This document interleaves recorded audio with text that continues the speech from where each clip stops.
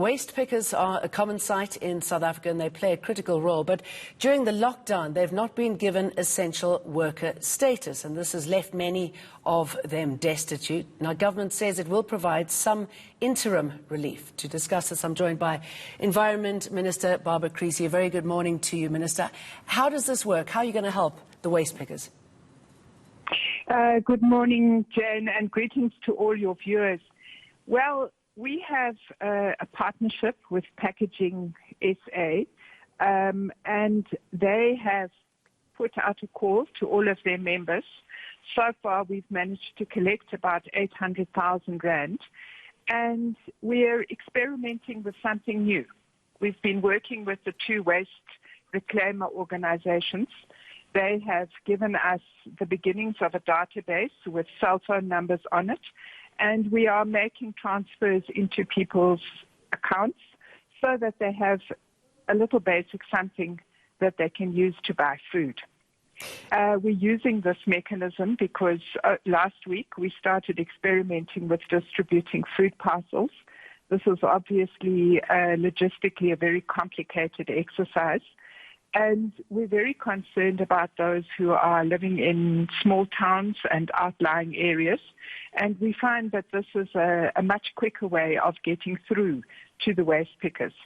So working together with the two reclaimer organizations, we hope to build this database and over the next few days to provide some support to about 4,000 waste reclaimers. Do you think it could change? I mean, we don't know how long this lockdown is going to go on for, how sustainable this idea is, which sounds very commendable. But is there a conversation surrounding changing the status? Could there be emergency workers, considering how important it is from a cleanliness point of view and the environmental impact of the work that they do? Look, obviously, we think that reclaiming is a very important aspect of waste collection and waste management, because ultimately, if you don't divert plastic and packaging and so on, you will find a problem with landfill sites becoming full much more quickly than they would be designed to reach their capacity.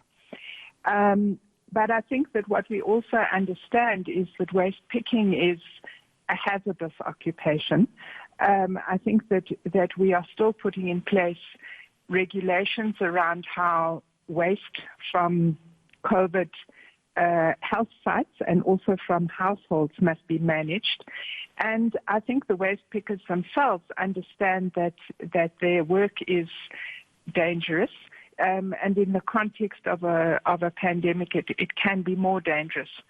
So obviously, we will have to see what decisions are taken at a national level, but for the time being, our research indicates that there is capacity both at landfills and at storage sites, and that for the time being, it's better to try and provide some level of distress relief to these vulnerable workers.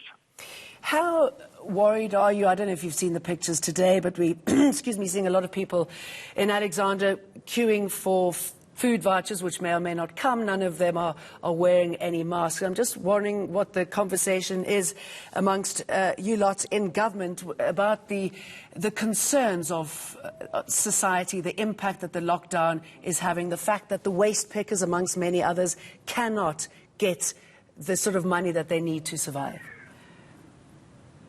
I think that, throughout this process, we've said that there are two things that we're deeply concerned about. The first thing is lives, and the second thing is livelihoods. And I think that there is no one in this country that doesn't understand the terrible sacrifices that people are making. I think that what we are understanding from the scientific evidence that's being put before us is that our country is at very grave risk, and we need a little bit of extra time to be able to prepare for all the difficulties that lie ahead. In the meantime, I think it's up to all of us to do everything we can to try and provide support for those who are living in vulnerable and desperate circumstances. And as I say, we're experimenting with something. We're experimenting with something that doesn't involve people standing in queues, that allows people to maintain social distance. And perhaps if this is successful, it's an idea that other people can take forward and also engage in. Well, thank you for discussing it with us, Environment Minister Barbara Creecy.